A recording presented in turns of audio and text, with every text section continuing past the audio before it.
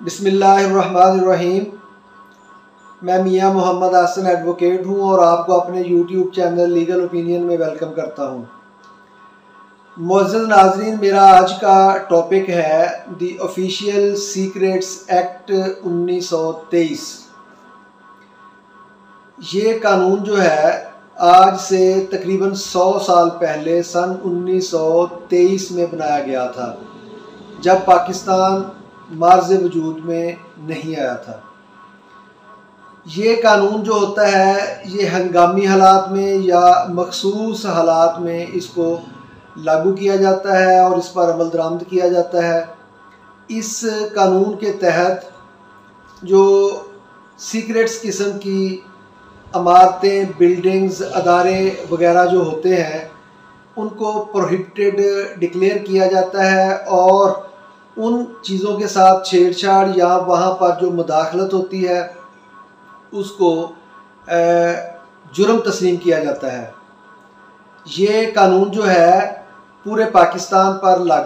लागू होता है और इसमें तमाम शहरी, खा वो सिविलियन हो या फिर किसी भी अदारे में, आर्म फोर्सेस में, पुलिस में या किसी एजेंसी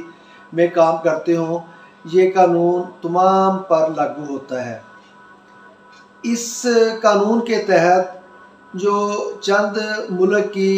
अहम और मखसूस बिल्डिंग्स या अदारे वगैरह जो होते हैं उनको प्रोहिबिटेड डिक्लेयर किया गया है, जिनमें वर्क ऑफ डिफेंस यानी जहाँ पे फोर्सेस काम करती हैं, खा वो नेवल हों, मिलिट्री हों, एयरफोर्स हों, या जो माइंस होती हैं वो mines, field, ship, aircraft, military, telegraph या टेलीफोन, कोई भी फैक्ट्री जो कि रियासत के ज़ेर इस्तेमाल हो या उसकी मलकियत हो, कोई स्केच, प्लान्स, ऑयल या ऑयल बनाने वाली मशीनरी, मिनरल्स और रेलवे लाइंस, रोड्स, रास्ते या चैनल्स वगैरह जितने भी होते हैं, खा वो गवर्नमेंट की मलकियत हो या गवर्नमेंट के ज़ेर इस्तेमाल हो, जिनको गवर्नमेंट यानी हुकूमत या रियासत जो है वो इस्तेमाल कर रही हो, जब ऑफिशियल सीक्रेट एक्ट लागू होता है उनके पास जाना, उनको छेड़छाड़ करना, उनमें मुदाखलत करना, उनकी तोड़ फोड़ करना या उनके कामों में मुदाखलत करना, इवन के वहाँ पर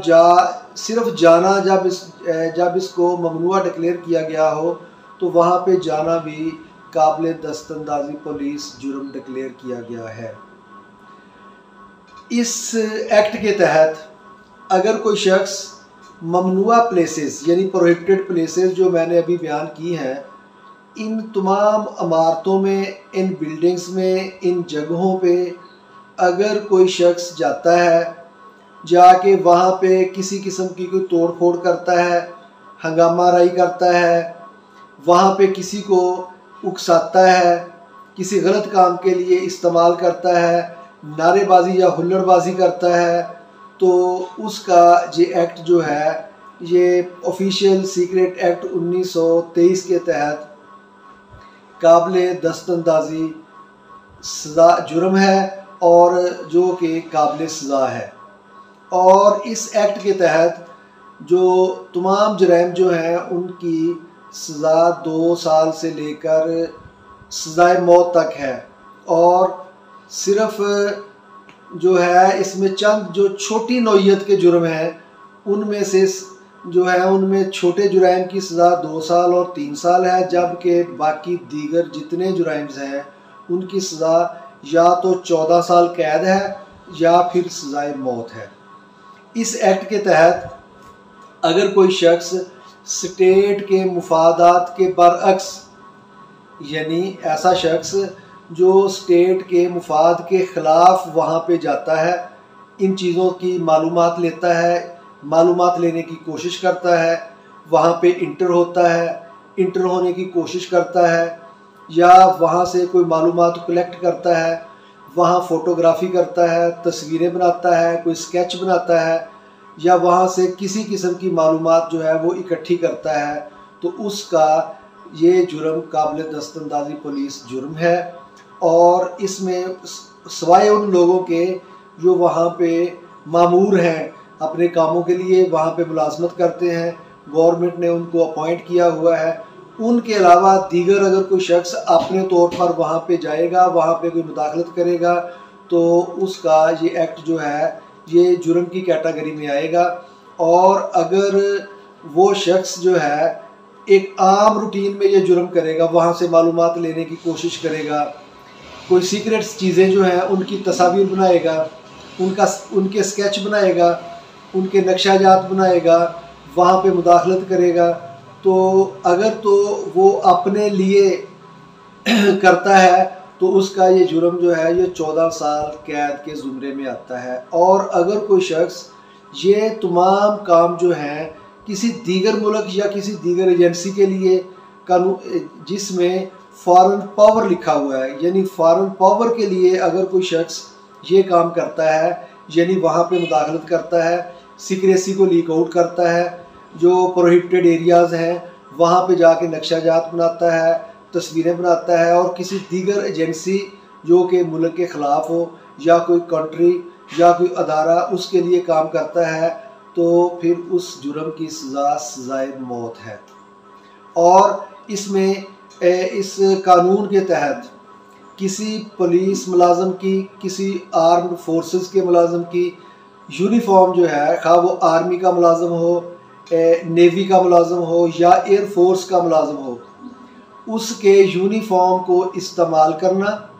या उसकी मुशाबहत वाले यूनिफॉर्म को इस्तेमाल करना काबिल दस्तंदाजी पुलिस जुर्म है। जिस तरह हाल ही में आपने देखा होगा कि 9 मई के जो वाक़यात आए, वहाँ पे लाहौर में जो कोर कमांडर हाउस था, वहाँ पे किसी लड़के ने कोर कमांडर का यूनिफॉर्म जो था वो उतार के खुद पहन लिया और वहाँ पे जो मुदाखलत की, तोड़ फोड़ की, ये सारे जुराइम जो हैं ये 14 साल कैद बामुशक्कत या उम्र कैद की सज़ा में फॉल करते हैं। और वहाँ पे ना सिर्फ जाके कोई एक्ट करना बल्कि मौका पर मौजूद होना भी काबिल सज़ा जुर्म है। यानी उस वक़ुआ में या उस मौका में किसी ने तोड़ फोड़ की, किसी ने इश्तिहार अंगेज़ी की, किसी ने अगर नाराबाजी की, किसी ने दूसरे को अकसाया, किसी ने वहाँ पे फ़ोटोग्राफी की, किसी ने उसकी तस्वीर बना के किसी मीडिया पे अपलोड की, या वो उनका ये एक्ट तो काबिल दस्तंदाजी पुलिस जुर्म है। और वो तमाम अफराद जो इस अमल में शामिल भी नहीं होंगे और वहाँ सिर्फ मौका पर मौजूद खड़े होंगे, वो उनका वहाँ पे मौजूद होना भी इस एक्ट के तहत काबिल जुर्म गर्दाना जाता है। और इसमें अगर कोई पुलिस मुलाजम या कोई आर्म्ड फोर्सेस का मुलाजम है, उसके साथ छेड़छाड़ करना, उसके काम में रुकावट क्रिएट करना, उसके ख़िलाफ़ नाराबाजी करना, उसको हरासा करना, उसको काम से रोकना, उसके किसी एक्ट के ख़िलाफ़ जो है वो किसी किस्म की कोई मुदाखलत करना, वो इस ऑफिशियल सीक्रेट्स एक्ट के तहत वो भी काबिल सज़ा जुर्म है। और इस एक्ट के तहत जितने भी जुराइम हैं वो तमाम के तमाम काबिल दस्तंदाजी पुलिस हैं। और सवाए 2 सज़ाओं के, यानी जिन जुराइम की सज़ा 2 साल कैद है या 3 साल कैद है, वो एक्ट जो है वो बेलेबल हैं। इसके अलावा दीगर जितने भी जुराइम हैं वो नॉन बेलेबल हैं। और इस जुर्म के तहत, इस जुर्म के करने में या ऑफिशियल सीक्रेट्स एक्ट के लागू होने में, या जब ये लागू होता है वहाँ पर पुलिस या दूसरी जो आर्मी फोर्सेस हैं उनके इख्तियारात में इजाफा हो जाता है, उनको ज़्यादा इख्तियारात दिए जाते हैं। फॉर एग्ज़ाम्पल इस एक्ट के तहत जो सर्च वारंट है, आम रूटीन में सर्च वारंट मजिस्ट्रेट देता है। और इस एक्ट के तहत अगर फौरी तौर पर मजिस्ट्रेट से सर्च वारंट हासिल ना किए जा सकते हों तो SP रैंक का जो पुलिस ऑफिसर है उसको इख्तियार है कि वो तहरीरी तौर पर सर्च वारंट का ऑर्डर कर सकता है। और उसके ऑर्डर के तहत पुलिस जो है वो किसी के घर को सर्च कर सकती है, किसी मुलज़म को सर्च कर सकती है, किसी के घर में दाखिल हो सकती है। ताहम कानून के तहत वो SP जो है वो सर्च वारंट जारी करने के बाद में वो मजिस्ट्रेट जो रेलेवेंट इलाके का मजिस्ट्रेट होगा उसको इन्फॉर्म कर देगा और फौरी तौर पर वो बगैर इन्फॉर्म किए उसके पास इख्तियार होगा कि वो सर्च वारंट पुलिस को दे सकता है या दीगर जो मुलाजमीन है उनको सर्च वारंट दिया जा सकता है। और ये एक्ट जो है ये इसमें आम तौर पर मजिस्ट्रेट फर्स्ट क्लास जिसको स्पेशली एम्पावर किया जाता है वो इस एक्ट के तहत केसेस जो हैं उनकी समाअत कर सकता है या फिर सेशन जज जो है उसको ये इख्तियारात भी दिए जा सकते हैं और मजिस्ट्रेट की बजाय सेशन जज डायरेक्ट भी इन जो इस कानून के तहत जो जुराइम हैं उनकी समाअत कर सकता है। या फिर जिस तरह आजकल पाकिस्तान के हालात के पेश नज़र अगर आर्मी एक्ट 1952 लागू किया गया हो तो फिर ये तमाम ऑफिशियल सीक्रेट्स एक्ट 1923 के तहत जो जराइम वकूअ पज़ीर होंगे उनकी समाअत जो है वो आर्मी एक्ट जो 1952 है उसके तहत भी की जा सकती है। तो ये मेरा आज का जो लेक्चर था ये ऑफिशियल सीक्रेट्स एक्ट 1923 की बाबत था और मेरा ख्याल है कि नाज़रीन आप ये एक्ट जो है इसके बारे में काफ़ी मालूमात हासिल कर चुके होंगे और अगर अभी तक आपको किसी मामले की समझ ना आई हो तो मेरे दिए गए जो नीचे कमेंट बॉक्स है उसमें आप क्वेश्चन भेज के उसका जवाब हासिल कर सकते हैं। और मोअज़्ज़ज़ नाज़रीन अगर आपको मेरी वीडियोस पसंद आती हैं और आपने अभी तक मेरा चैनल सब्सक्राइब नहीं किया और आप चाहते हैं कि मेरी वीडियोस जो हैं वो बर वक्त आप तक पहुंचती रहें तो आप मेरे चैनल को सब्सक्राइब कर सकते हैं और इसके बेल आइकन जो है उसको भी प्रेस कर सकते हैं ताकि मेरी हर नई आने वाली वीडियो जो है वो बर वक्त आप तक पहुंचती रहे। Thank you for watching. अल्लाह हाफिज़।